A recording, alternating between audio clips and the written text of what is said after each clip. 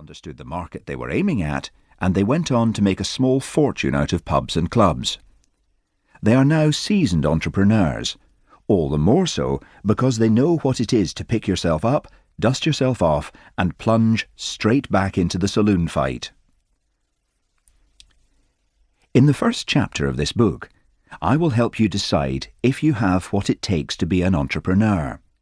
There's a part of me that thinks anyone can be a successful risk-taking entrepreneur. It's interesting that Duncan Bannatyne, one of the dragons in the den, wrote a book called Anyone Can Do It, and the founders of Coffee Republic, a successful chain of coffee bars and concessions, and nothing to do with Dragon's Den, wrote their story, and guess what they called it? Anyone Can Do It. I had a conversation with a friend on the topic. He claimed that he could never be a millionaire because he wasn't very good with money.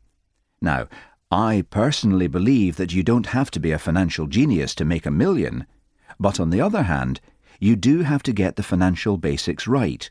Otherwise, you run the risk of imitating the folk who started their own bar. I'll be taking a look at what entrepreneurs are really made of in Chapter 1, and at the financial basics needed in Chapter 6. Getting a head start. People who feel motivated or even compelled to set up their own business are quite likely to have been brought up in a family firm or in a family where at least one of the breadwinners ran their own business. I was brought up in a family that owned and ran a newsagent's corner shop. I did my first paper round when I was 10 and heard my parents talk about the good times and, more worryingly, the tough times that affect all business owners at some point or another.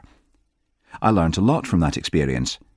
I may not have realised it at the time, but profit, how much we could safely draw from the business, and cash flow, money received minus money spent over a given period of time, were concepts with which I was very familiar before I set up my first enterprise. I learnt a lot from the family business. The basics of how money works. Knowing that working smart is as important as working hard. That you shouldn't overextend on borrowings. To keep a tight control of the finances. To keep your finger on the pulse all the time. If you look away, something will go wrong. The importance of knowing your customers. Finally, the most important lesson I learned was that I knew I wanted to do something on a much bigger scale than the traditional family firm. I dared to go big. So does that mean you have to have grown up with a family business in order to understand entrepreneurism? No, of course not. I'm just saying it helps. It doesn't matter if you grew up in a home where your parents worked in corporate companies or institutions. It doesn't affect your ability to think like an entrepreneur. After all, many managers in large corporations demonstrate entrepreneurism and innovativeness on a daily basis. The first part of learning the basics of being an entrepreneur is being prepared to listen to other people.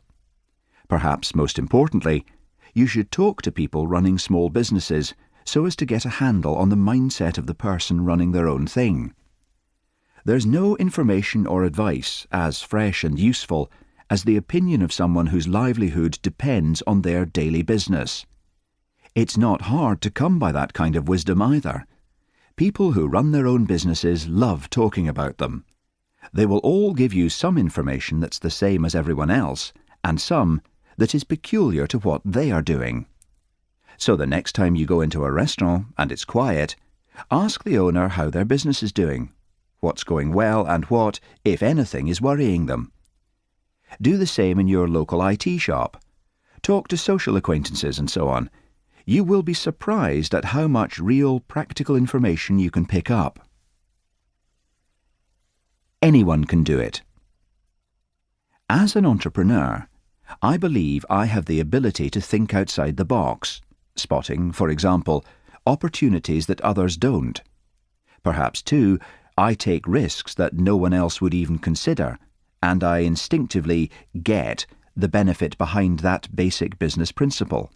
The higher the risk, the higher the return.